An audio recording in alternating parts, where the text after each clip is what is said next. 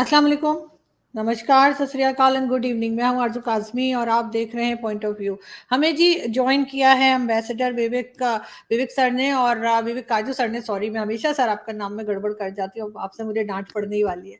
तो सर आज असल में इतनी प्रॉब्लम सर आजकल हुई हुई है पाकिस्तान में, इतना हंगामा है, तो इसीलिए मैंने सोचा कि मैं आपसे थोड़ा समझने की कोशिश करूं कि आपने कभी देखा है सर, पहले कभी इस तरह हुआ हो किसी प्राइम मिनिस्टर को इस तरीके से अरेस्ट किया गया हो? ठीक है, भुट्टो साहब की एक हिस्ट्री हमारे सामने है, बेनजीर भुट्टो को भी हमने देखा और नवाज शरीफ को भी, लेकिन इस तरह से अरेस्ट करना, उसके बाद अदालत का जो है ये कहना, क्योंकि इन्हीं की जो गवर्नमेंट की मिनिस्टर है मरियम औरंगजेब, उन्होंने कहा कि रिमांड पे लेने के बाद कभी किसी को इस तरह से नहीं बुलाया जाता जैसे अदालत ने इमरान खान को बुलाया है। तो क्या देख रहे हैं सर आप पाकिस्तान में इस वक्त, क्या सिचुएशन लग रही है? सूरत हाल तो नाजुक लग रही है। अब देखिए, दरअसल जो मुझे दिख रहा है, बाहर से दिखता है, वो ये है कि अब आपकी फौज और इमरान खान साहब और पीटीआई आमने सामने आ गए।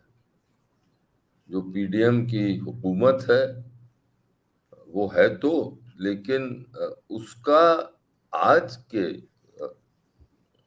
कॉन्टेक्स्ट में अहमियत मुझे कम दिख रही है।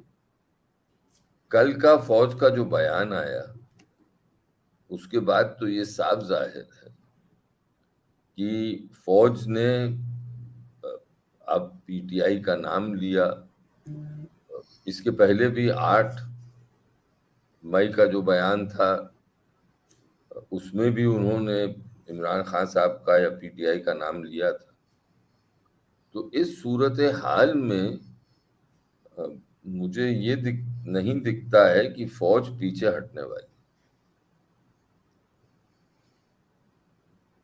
बिल्कुल, लेकिन सर इससे फायदा किसका होगा? आखिर ये सब कुछ जो तमाशा चल रहा है, इससे कि एजेंसी को फायदा होगा, इमरान खान को फायदा होगा, गवर्नमेंट को, मतलब कुछ तो इन लोगों ने सोचा होगा कि इस तरह से मुल्क को इन्होंने एक तरह से आग लगा दी है पूरी कंट्री को।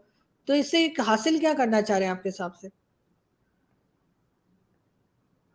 अब ये कहना तो मुश्किल है, लेकिन एक जो मुझे साफ दिखता है वो ये कि अब ये सिचुएशन जिस तरह डेवलप करी, उसमें जैसे होता है अमूमन ऐसी सिचुएशंस में, सबका कुछ ना कुछ रोल रहा है।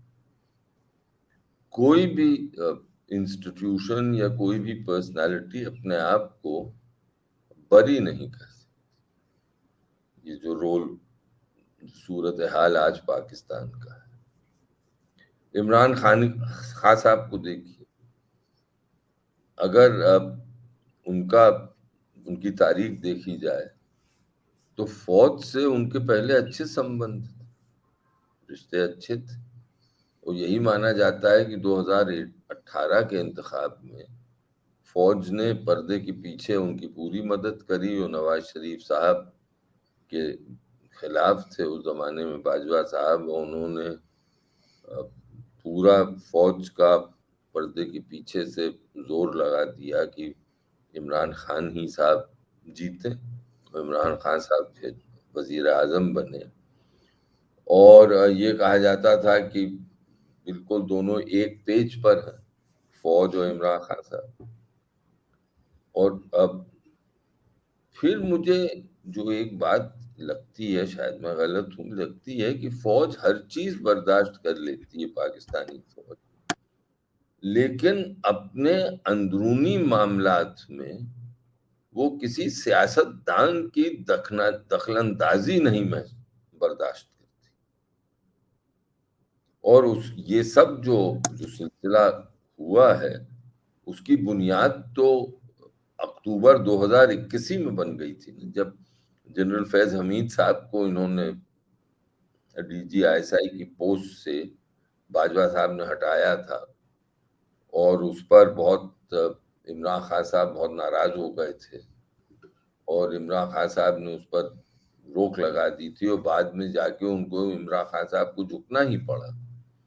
लेकिन वो जो एक दरार पड़ गई थी फौज के जनरल साहबान हैं, اور عمران خان صاحب کے وہ کبھی درار بھری نہیں. اور اس کے بعد تو اپریل 2022 کے واقعات تو سب کو معلوم. لیکن عمران خان صاحب نے مورچہ سنبھال لیا اور پی ڈی ایم کے ساتھ تو ایک شیڈو باکسنگ چل رہی تھی، دراصل تو فوج کے ساتھ. اور اس وقت ہم کچھ لوگ جو پاکستان کی اندرونی حالات پر نظر رکھتے ہیں، کوشش کرتے ہیں فالو کرنا، کچھ ہم لوگوں کو لگنے لگا تھا کہ اب باجوہ صاحب ایک چیز نہیں قبول کریں گے، وہ یہ کہ عمران خان صاحب کسی طرح جو باجوہ صاحب کے سکسیسر ہیں، جو نئے آرمی چیف بنیں گے، ان کی اپوائنٹمنٹ میں کوئی دخل اندازی. تو وہ تو ہو گئی، اس میں منیر صاحب، عاصم منیر صاحب آ گئے. اور اب عاصم منیر صاحب اور باجوہ صاحب اور عمران خان صاحب کا جو رشتہ ہے وہ بھی سب کو معلوم. اب سوال یہ اٹھتا ہے کہ آگے کیا. آپ نے جیسے کہا تو کل کے واقعے کے بعد جو ایک قسم سے اگر آپ دیکھیں تو پریسیپٹیٹ عمران خان صاحب نے کی، جس طرح کے الزام انہوں نے اوپنلی ایک سرونگ جنرل کے خلاف لگائے، وہ تو کوئی فوج برداشت نہیں کرتی. اور خاص طور سے پاکستان کی فوج تو کبھی برداشت نہیں کرتی. تو آگ تو عمران خان صاحب نے لگائی اور اس کا ری ایکشن پھر فوج نے دی. لیکن سر لگ یہ رہا ہے کہ کہیں نہ کہیں سے سپورٹ ہے کہیں نہ کہیں عمران خان کو، ورنہ اتنی زیادہ بات کرتے ہوئے تو ہم نے کسی کو نہیں سنا. یہ تو افواہیں اور رپورٹس میں نے بھی دیکھی ہیں کہ عمران خان صاحب کا سوسائٹی میں اور میں بہت سپورٹ ہے. فوجی افسران اور فوجی جو آپ کے جوان ہیں فوج کے، ان کی فیملیز میں سپورٹ ہے. یہ بھی سنتے ہیں کہ فوج میں بھی بہت سپورٹ ہے. اسی لیے مجھے لگتا ہے کہ پرسوں جو حالات ہوئے، آج تو 11 ہے، 9 تاریخ کو، اس دن اگر آپ دیکھیے تو فوج نے بہت صبر کا اظہار کیا. یہاں تک کہ جب بھیڑ جنرل ہیڈ کوارٹرز راولپنڈی کے جو گیٹس تھے اس پر جو اٹیک حملہ کر رہے تھے، تب وہاں انہوں نے کچھ نہیں کیا. کور کمانڈر صاحب کا مکان جو کہ خالی تھا. لیکن یہ سمبلز ہوتے ہیں اور ان سمبلز پر اگر اٹیک ہو جائے موب کا، اور یہ بھی تصویریں نکلی جیسے کہ سری لنکا میں نکلی تھیں پریزیڈنٹس ہاؤس کی، کہ موب ایک کور کمانڈر صاحب کے گھر میں گھس رہا ہے، توڑ پھوڑ کر رہا ہے. تو مجھے لگتا ہے کہ جو بھی سمپتھی تھی فوج میں آپ کے یا فوج کے ایک طبقے میں عمران خان صاحب کے ساتھ، وہ بھی کم ہوئی ہوگی. اور اس دن تو انہوں نے فوج تو اتری نہیں سڑکوں پر. کل اتری، 10 تاریخ کو اتری. جب آگ جنی ہونے لگی اور جب توڑ پھوڑ ہونے لگی تب فوج آئی. لیکن فوج نے ابھی تک بہت صبر کا اظہار کیا. بالکل. لیکن سر اتنا صبر کا کہ وہاں پہ جا کے لوگ توڑ پھوڑ کر رہے ہیں اور کوئی ایکشن نہیں کیا جا رہا، روکا نہیں جا رہا، یہ بات بھی لوگوں کو کچھ زیادہ سمجھ میں نہیں آئی کہ ایسا کیسے ہو رہا ہے کہ پورا توڑ پھوڑ مچا دی ہر طرف. جی ایچ کیو ایک ایسی جگہ ہے، آپ تو خود سر امبیسڈر رہ چکے ہیں، آپ جانتے ہیں کہ کسی بھی کنٹری میں اس طرح کی جو جگہ ہوتی ہے وہاں پہ پہنچنا کوئی مذاق نہیں ہوتا. لیکن لوگ وہاں بھی پہنچ گئے، ان کو بھی نہیں روکا گیا. کہیں نہ کہیں ایسا لگ رہا ہے کہ خود کروایا ہے یا خود فری ہینڈ دیا ہے تاکہ پبلک کو دکھایا جا سکے کہ بڑا ظلم ہو رہا ہے. مجھے بھی یہ لگا کچھ ذرا اس میں کچھ اٹپٹا لگا، کیونکہ عموماً یہی دیکھا گیا ہے کہ اگر اس طرح کی صورتحال کا شک ہوتا ہے، بننے کا شک ہوتا ہے، تو پھر جو ایسے ٹھکانے ہیں فوج کے، گیٹ ہے، کور کمانڈر صاحب کا مکان ہے اور جو انسٹالیشنز ہیں کے آس پاس کا گارڈ بڑھا دیا جاتا ہے، لیکن ایسا کچھ ہوا نہیں، اور ایسا لگا کہ جو گارڈ تھے ان کو حکم تھا کہ آنے دو. تو ایک پرکار سے وہ یہ شاید فوج، عاصم منیر صاحب ان کے ساتھی یہ دکھانا چاہ رہے تھے کہ دیکھو عمران خان کی اصلیت، اس کے ساتھیوں کی اصلیت، کہ وہ کسی چیز پر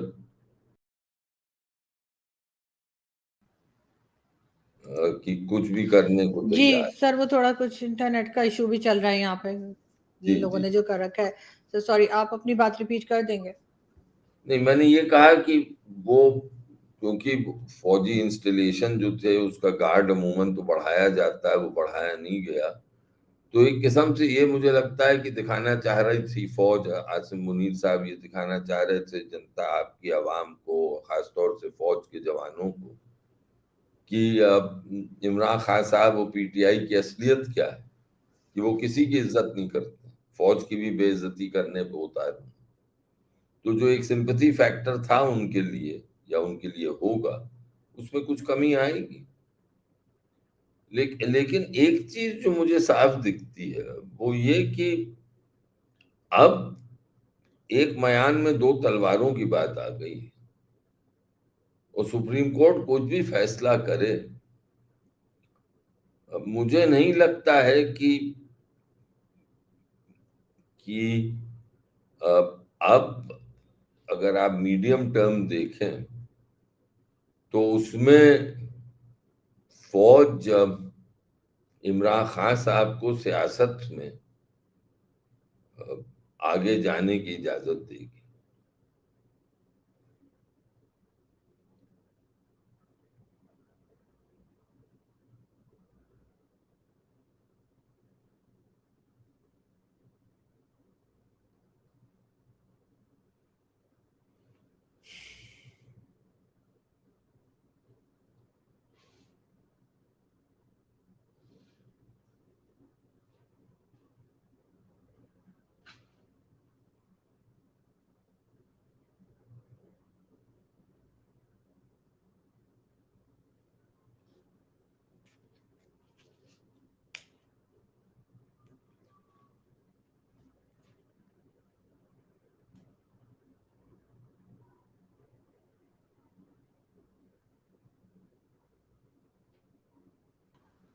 جی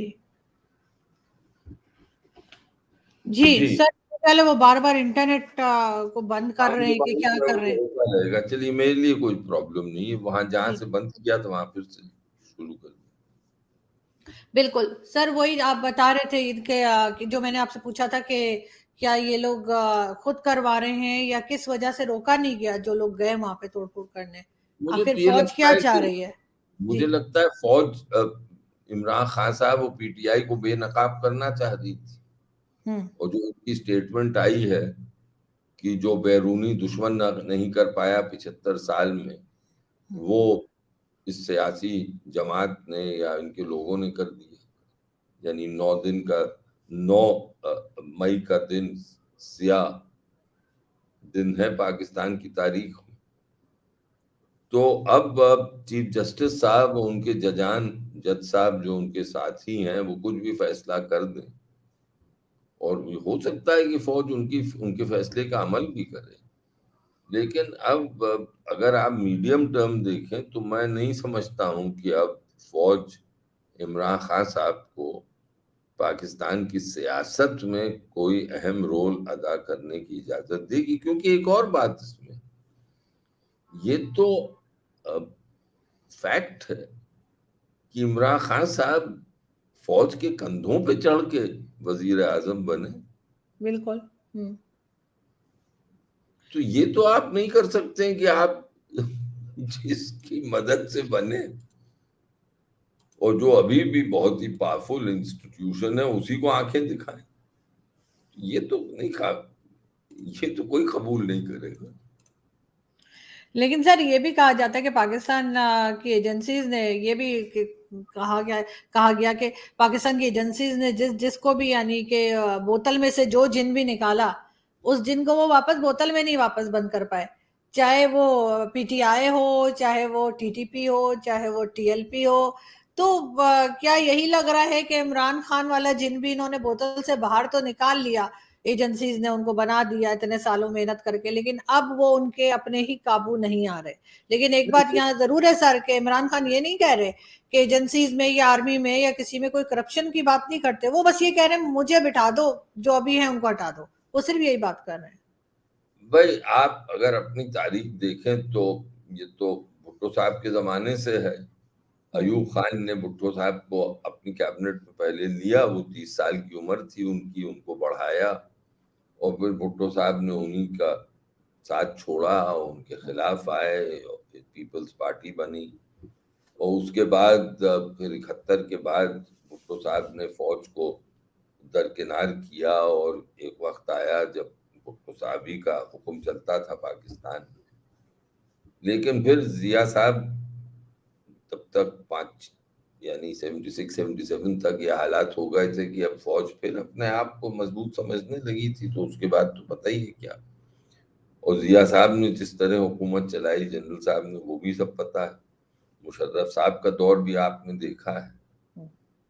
تو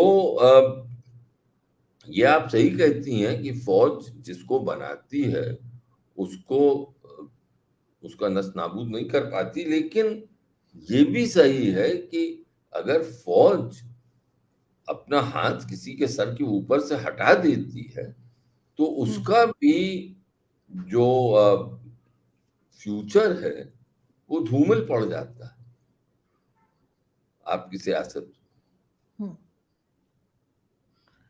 لیکن سر اگر آج سپریم کورٹ میں جیسے بلایا گیا ہے، اگر عمران خان کو رہا کر دیا گیا تو اس سے کیا ثابت ہوگا؟ کیا یہ کہ گورنمنٹ نے بلنڈر کیا تھا، اس بلنڈر کا نتیجہ ہے، یا عمران خان بہت پاورفل ہیں، یہ بات ثابت ہوگی، یا یہ کہ ججز عمران خان کے ساتھ ہیں چاہے اور کوئی ہو نہ ہو؟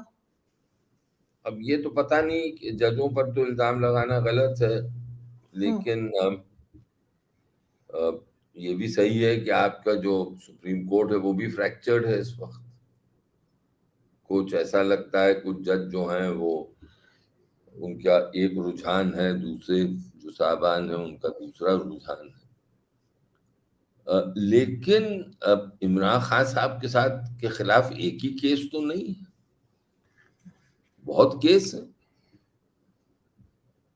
یہ ہو سکتا ہے کہ فوج ان کو رہا کی اجازت دے، وہ گھر پہنچے اور شام کو ان کو پھر سے اٹھا لیا جائے کسی اور مقدمے میں.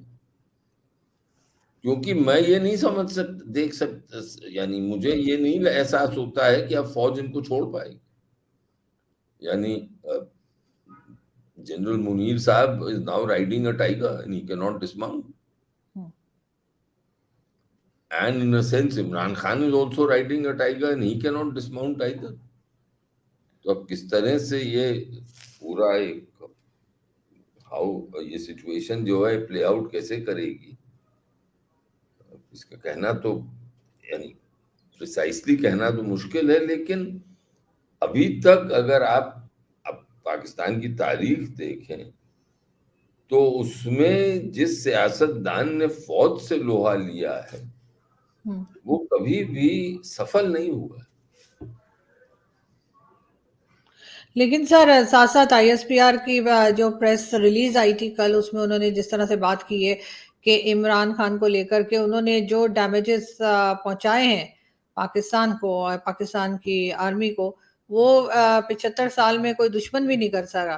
یہ بات کی گئی. ساتھ انہوں نے کہا جی اپنی سیاسی ایک ساکھ بچانے کے لیے یا اپنے آپ کو ایک اپنی کرسی کہہ لیجیے چاہے ایز اے پرائم منسٹر بچانے کے لیے سب کچھ کیا گیا.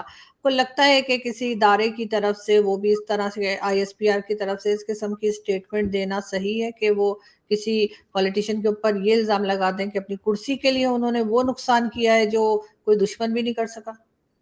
اب یہ تو دیکھیے اب آپ کی سیاست اور جو ڈیموکریٹک کنٹریز ہیں ان کی سیاست بالکل الگ ہے. اب جیسے ہمارے وہاں بھارت میں جو فوج ہے وہ بالکل نیوٹرل ہے، وہ واقعی بالکل نیوٹرل ہے، جیسے سول سروس ایک قسم سے نیوٹرل ہے ویسے فوج نیوٹرل ہے۔ فوج سیاست سے بہت دور ہے، اس کو سیاست سے کچھ لینا دینا نہیں، لیکن آپ کے وہاں جو فوج ہے پاکستان کی، چاہے وہ کچھ بھی کہیں، چاہے باجوہ صاحب نے یہ کہا ہو کہ ہم نے اب سیاست سے ہم نے اپنا دامن چھڑا لیا ہے، اب ہم سے سیاست سے مطلب نہیں، لیکن جو بیان آیا ہے ISPR کا، اسی سے صاف ظاہر ہوتا ہے کہ آپ کی فوج is at once two things, one کہ یہ ایک پروفیشنل فورس ہے، اور دوسرا ایک پولیٹیکل فورس ہے، تو اس سے تو انکار نہیں کیا جا سکتا۔ اور عاصم منیر صاحب نے بھی ایک پرکار سے 5-6 مہینوں میں جب سے وہ بنے ہیں چیف، ایک بہت کوائٹلی انہوں نے رول پلے کیا ہے، لیکن بے خوبی رول پلے کیا ہے، اور عمران خان صاحب کو ایک بہت لمبی روپ دی ہے۔ اور اب رہی بات آپ کی قانون اساسی کی، اس میں تو یہ صاف ہے کانسٹیٹیوشن میں کہ 90 دن میں الیکشن ہونے، لیکن وہ نہیں ہوئے۔ اب سپریم کورٹ یہی کہتا جا رہا ہے کہ آپ کریے نہیں تو منیمم پیریڈ اس کے بعد کریے۔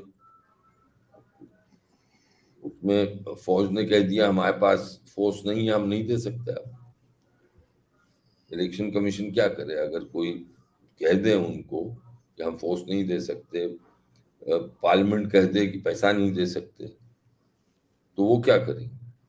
تو اس بالکل وقت تو مجھے نہیں لگتا ہے کہ جلدی سے اگلے 4-6 مہینے میں آپ کی جو مشکلات ہیں، سیاسی مشکلات ہیں، وہ